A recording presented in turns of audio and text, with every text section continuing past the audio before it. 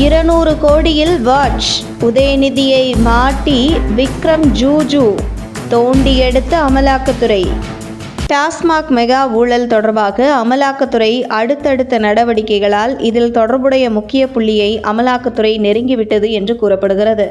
துணை முதலமைச்சர் உதயநிதி ஸ்டாலினின் நண்பரும் அவருடைய பினாமி என்று சொல்லக்கூடிய ரத்தீஷ் அமலாக்கத்துறை தன்னை சுற்றி வளைத்து விட்டது என்கிற தகவல் அறிந்து வெளிநாடு தப்பிச் சென்று விட்டார்.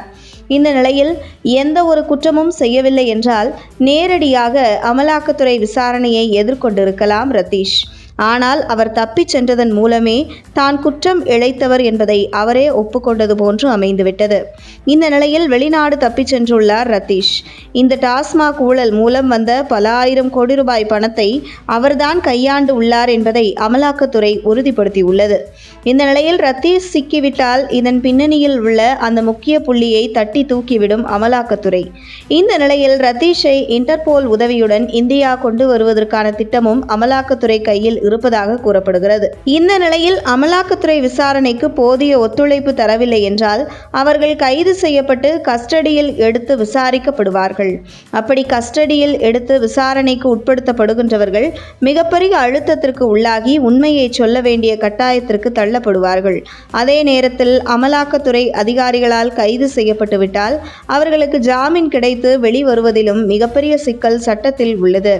இந்த நிலையில் டாஸ்மாக் மெகா ஊழல் தொடர்பாக விசாரணைக்கு சம்மன் அனுப்பி ஒவ்வொரு டாஸ்மாக் உயர் அதிகாரிகளும் அமலாக்கத்துறை கேட்கின்ற கேள்விக்கு முழு ஒத்துழைப்புடன் பதிலை தெரிவித்து அவர்கள் தங்களை காப்பாற்றிக் கொள்ளவே விரும்புவதாக தகவல் வெளியாகியுள்ளது. அந்த வகையில் கையில் பல ஆதாரங்களை வைத்துக்கொண்டு அமலாக்கத்துறை கேட்கும் ஒவ்வொரு கேள்விகளுக்கும் அதிகாரிகள் தெரிவிக்கும் பதில்கள் குறிப்பாக தங்களுக்கு எதுவும் தெரியாது, ரத்தீஷ் சொல்வதைத்தான் நாங்கள் செய்தோம் என்று ரத்தீஷை மாட்டிவிட்டு விட்டார்கள் டாஸ்மாக் அதிகாரிகள் என கூறப்படுகிறது. இப்படி டாஸ்மாக் அதிகாரிகளிடம் நடத்திய விசாரணையை அமலாக்கத்துறை ரெக்கார்ட் செய்துள்ளதாகவும் கூறப்படுகிறது. இந்த நிலையில் ஒரு பக்கம் அமலாக்கத்துறை அதிகாரிகள் உதயநிதி ஸ்டாலினின் நெருங்கிய நண்பரான ரத்தீஷை ஆதாரத்துடன் பிடித்துவிட்ட நிலையில் மறுபக்கம் ரத்தீஷின் நண்பரான விக்ரம் ஜூ என்பவரும் இந்த அமலாக்கத்துறை வளையத்திற்குள் சிக்கியுள்ளார்.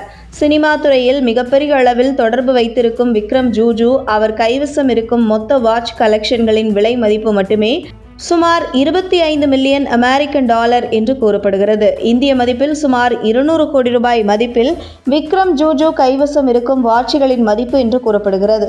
இந்த நிலையில் டாஸ்மாகின் ஊழல் பணம் உதயநிதி ஸ்டாலினின் நண்பர்களான விக்ரம் ஜூஜூ, ரத்தீஷ் ஆகியோர் பல கோடி மதிப்பில் வாட்ச் வாங்குவதற்கும் சொகுசு பங்களா கட்டுவதற்கும் மற்றும் உல்லாச வாழ்க்கை வாழ்வதற்கும் பயன்படுத்தப்பட்டிருக்கிறது என கூறப்படுகிறது. மேலும் விக்ரம் ஜூஜூ போன்ற உதயநிதி நண்பர்கள் ஆடம்பர வாழ்க்கையை உதயநிதி மாட்டிவிடும் வகையில் அமைந்துள்ளது. அடுத்தடுத்து வரும் நாட்களில் ரத்தீஷ், விக்ரம் ஜூஜூவை தொடர்ந்து இறுதியில் உதயநிதியை நோக்கியே இந்த விசாரணை திரும்பும் என்று கூறப்படுகிறது. உங்கள் தின சேவல்